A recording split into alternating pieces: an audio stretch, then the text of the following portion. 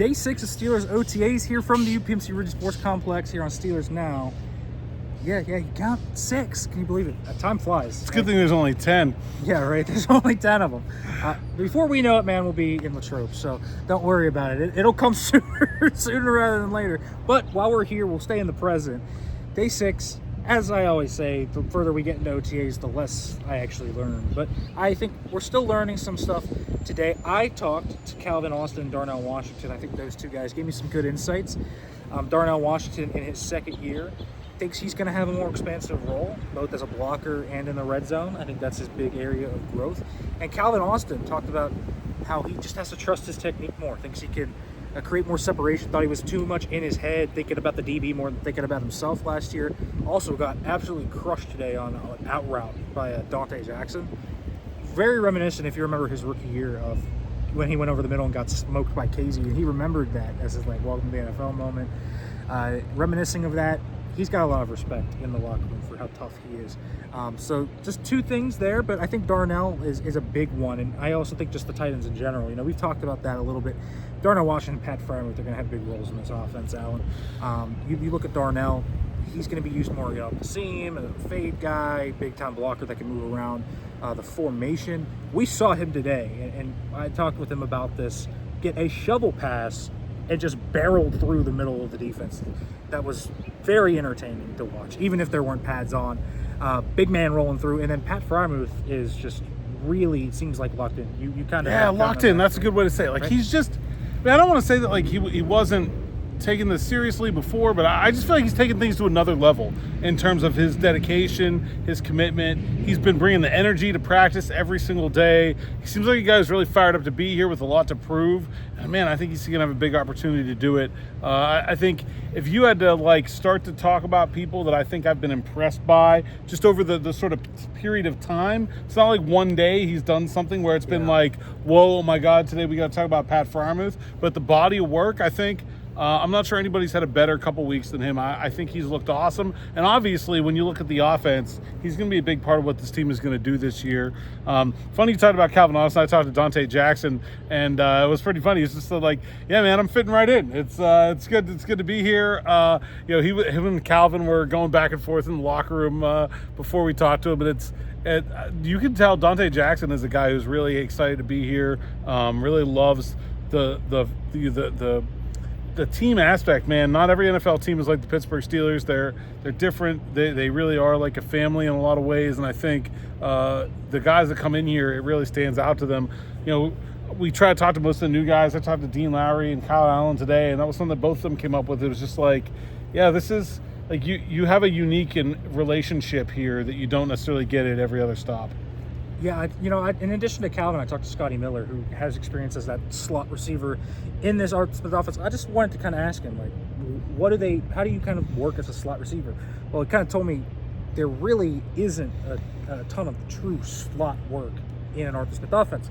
The slot in the Arthur Smith offense is, a guy in the condensed formation off the line. He's the guy off, not on the point in a bunch set. He's coming in motion, running over routes. The quick twitch, fast guys, they're the guys that Arthur Smith likes to get the free releases and, get to the over routes. If that sounds like someone that they just drafted, yeah, that's Roman Wilson. That's going to be a very similar role to him. I think Calvin Austin is going to be the Khalif Raymond of this offense, which is, maybe you can have both those guys on the field at the same time out of a bunch set. You could put, Booth or Pickens or whoever up on the point, but they're going to get free releases. And Calvin Austin this year, talked about the snap in his routes, just thought he was, overthinking it. I think he has been a more consistent separator this year in these practices than he has been his past 2 years. Before it was, just the speed and all that flashing. I think now there's actually some nuance to what he does.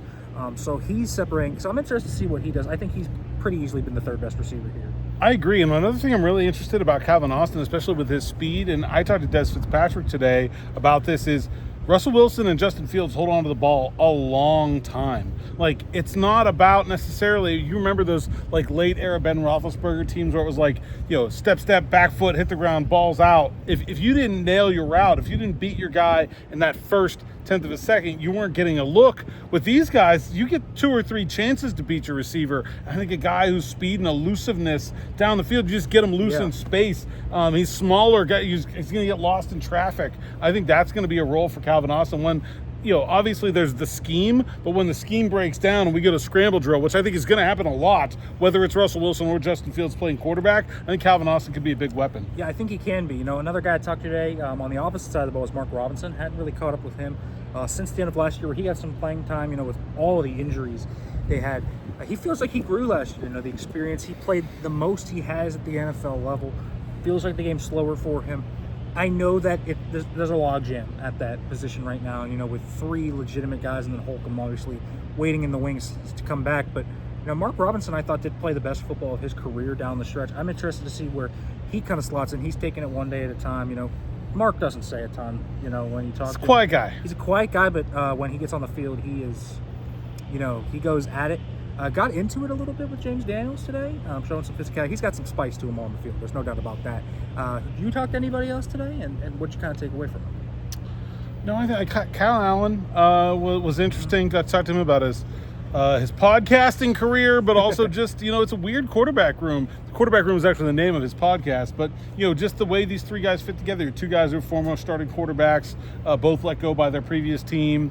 Everybody's on a 1-year deal, and he said it's a lot of competition, but it's been good competition, and I think that's an interesting dynamic to watch as we get into training camp and beyond to see how those 3 guys fit together. It's going to be really interesting. I can't remember, not just the Steelers, any team that's put together a quarterback room that looks like this one. Yeah, not many teams overturn the whole quarterback room. There are a few examples over the years, but not only overturn the whole quarterback room, but they're doing it and not anointing some sort of obvious successor. Yeah. You're bringing in 2 guys who both kind of want that job and feel like they can earn it. Yeah, not just that, a new OC. Yeah. On top of that, there's a lot of new in this offense. offense. A lot going on. So we'll just keep learning about that the more we talk to guys. We'll be back here next week. There's actually 4 periods for OTAs next week. So it's Monday, Tuesday, Wednesday, Thursday. So we will be back here multiple times next week, and then it's on to mandatory minicamp, folks. Thanks for watching. As always, make sure to like, comment, subscribe. Turn on that notification bell. Afternoon Drive will not be coming too long after this, as always. For Nick Farabaugh, Alan Saunders, thanks for watching.